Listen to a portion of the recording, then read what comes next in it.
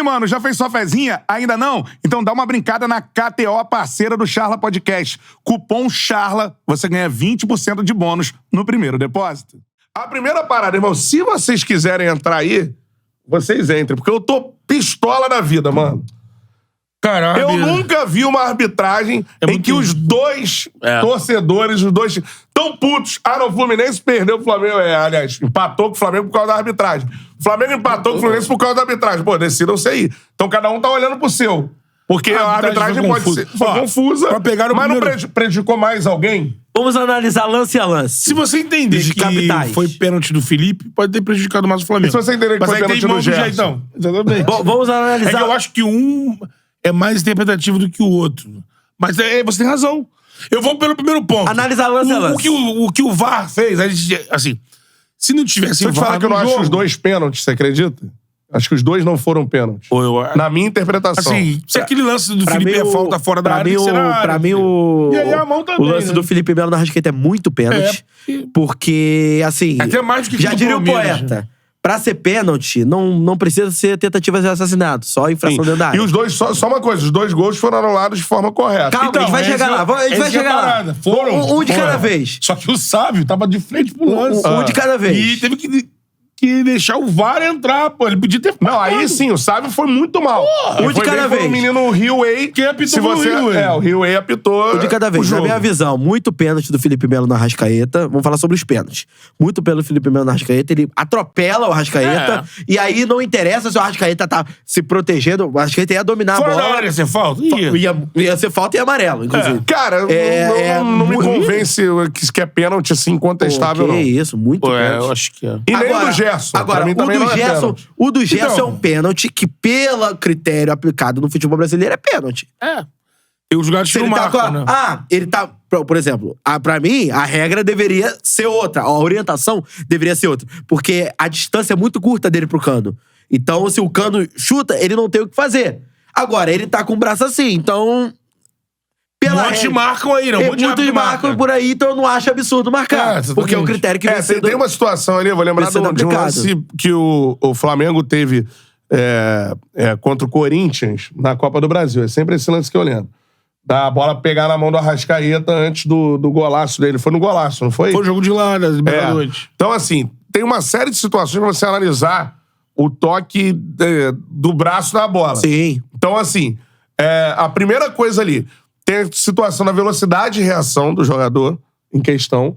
Que eu acho que ali o Gerson não teve nenhuma situação de poder se movimentar. Muito perto. Por esse tópico não é pênalti. Por mim, não é pênalti por isso. Mas E isso o braço tá aberto. mas Cantarelli, mas o braço tá aberto. Cara, mas existe esse tópico. É outro tópico. Não adianta você ignorar pra você querer que seja pênalti. Sim. Pra mim, não é pênalti. Ele teria que chegar marcando assim, né? Imagina. É foda. Tem uns jogadores que fazem isso, né? Tem, quando vai na linha do fundo. O Thiago Heleno, o pessoal do Atlético Paranaense faz todo isso. Chega assim. E aí... Mas é aí que eu falo. É a falta do critério. E outra coisa, vamos falar aqui. Se um pênalti fosse marcado para um lado e o outro pro outro, não garante absolutamente nada no jogo. Nada no jogo. O Flamengo venceria porque foi pênalti em cima do Arrascaeta. Não. O Fluminense foram erros, se você considerar que foi pênalti. Graves. O do Arrasca, cara, eu não posso afirmar que foi, assim, eu fico... Não, pra mim é pênalti. Porque é pra você medir força. Não, mas se fosse no meio do campo é falta, cara. Não, tudo bem. Falta. Então, foi uma falta. Mas você não acha que o Arrasca chega a buscar o contato também? Ele tá de costas, Ele tá de costas. Tá de costas, Felipe Melo vai só nas costas dele. Ombro com ombro, sempre foi normal.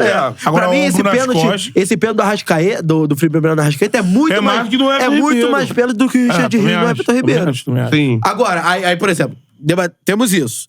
O lance do pênalti do Gerson. Vocês estão me convencendo. Eu poderia dar pênalti no lance do Felipe Melo em cima do Arrascaeta. Mas pra mim é um lance, é o que eu tô falando. Porque é uma questão de você analisar... E tem que analisar a jogada corrida, na minha visão. Pra mim, se você ficar pausando ali... Pra mim, o Felipe Melo assume o risco. Assume o risco de atropelar a Arrascaeta. No caso do Gerson, é o que você pontuou. Tempo de reação. Tempo de reação. Se tem isso... Só que os pênaltis estão sendo dados assim no Campeonato Brasileiro. Exatamente. O tempo todo. É isso que e parece fode que a tudo. orientação da Conmebol é diferente da orientação do interna, Campeonato né? Brasileiro. Porque, por exemplo, aquele lance do Arrascaeta que você citou da Arena Corinthians, lá no Flamengo-Corinthians, pela Libertadores, o juiz não deu nada. Aqui acho que marcariam. Aqui marcariam, eu Falta de acho. ataque. Sim. Então, assim, tem esse ponto. Os gols anulados. Pra mim, 2 faltas. Pra mim também. Dois gols faltas. anulados de forma 2 faltas. correta. Na frente do árbitro. Ele tinha Na que ter frente do marcado árbitro. sem Principalmente a do André. É. A do André. E aí é que tá uma outra... Eu vi gente reclamando, que aí eu acho que é algo interpretativo em relação ao amarelo do André. O André já tinha amarelo e a falta foi da beira da área, um carrinho. Não foi carrinho. Não foi carrinho. Do André não foi carrinho. Foi um... Ele erra a bola. Ele tenta chegar antes na bola. Quem era o jogador do Flamengo? Cebolinha. Cebolinha dá chega um pouco... Os dois vão pra bola. Cebolinha dá um tapa, aquela falta característica. E ele toca no Algumas Cebolinha. pessoas reclamando de cartão amarelo, enfim, acho que é interpretativo. Eu acho que não era pra cartão amarelo. Eu acho que é interpretativo. Agora, a falta do Pablo, pra mim, muito clara. Assim, muito clara na velocidade do jogo, vendo de longe. Ele bota aqui, vendo de longe. faz a carga mas o zagueiro busca referência. Sim, mas não pode empurrar pelas costas. Não. Acho falta bem clara. Acho que falta simples de ser marcada. O juiz deixa o jogo correr e acontece o gol, enfim, acho que bem anulado. E vou te dizer uma parada aí.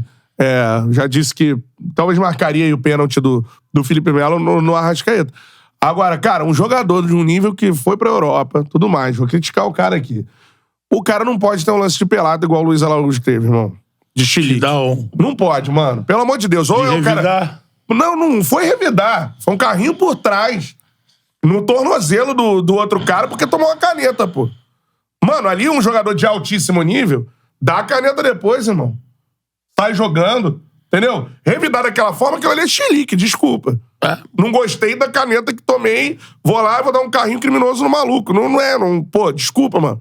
Tem que botar a cabeça no lugar o Luiz Araújo, a gente sabe que tá tentando mostrar valor. Não foi bem contra o Palmeiras e não entrou bem contra o Fluminense também. E tomou uma caneta de um craque de bola, foi desconcertante. Dele, né? O Maracanã e tal, e você tem que botar a cabeça no lugar. Até porque isso vai prejudicar o seu time, tem que pensar nisso. Sim. Você vai ser expulso, não dá aquele carrinho por trás ali, mano. Cara, é um jogador de um nível que foi pra Europa. O Luiz Araújo não é um jogador né, não tá começando no futebol. Jogou no Lille. Então, assim, veio com uma grande contratação no Flamengo, o Flamengo fez investimento. Ele não pode, mano, se irritar e ficar maluco, porque foi canetado no Maracanã. E aí, falando sobre a sua expulsão, achei justa. Mas o que pesa e ele também... não expulsa, né? Ele não expulsa. O lance do Lima também. Ele deu um amarelo, o VAR que expulsa. O lance do Lima é que o Lima não tomou nem o amarelo. E aí, por exemplo, aí eu vou criticar mais uma vez o árbitro. O Everton Ribeiro dá um chute... Depois que o juiz marca a falta, no primeiro tempo, o Everton Ribeiro dá um chute, a bola bate no Felipe Melo. Ele bate pro gol. Não bateu, assim, chutou lateralmente pra espinafrar a bola. A bola bate no Felipe Melo e dá amarelo. O Lima faz a mesma coisa, logo depois de uma falta, o Lima faz a mesma coisa, ele dá o amarelo no segundo tempo pro Lima. Pra mim, nenhum dos dois lances é pra amarelo. Nenhum dos dois. Pra mim é muito mais pesado a falta que o Lima fez no Felipe Luiz do que o chute que o Lima deu no segundo tempo depois da falta. A mesma coisa do Everton Ribeiro. O juiz apita o Everton Ribeiro, já tá no movimento do chute, chuta e o juiz dá amarelo. Então, assim, é uma inversão de valores. O cara dá uma porrada no outro, é pra amarelo. O cara dá um chute logo depois que o juiz apita a falta, também é pra amarelo. Então, assim, prejudicou pra mim. A arbitragem prejudicou demais o jogo. Só que enrolado, sabe? É muito enrolado. O que a arbitragem foi muito ruim, porque os dois times, as duas torcidas saíram reclamando demais. E, mano, só pra tu entender, o que a gente falar aqui, a galera vai discordar, porque, porra, não tem jeito.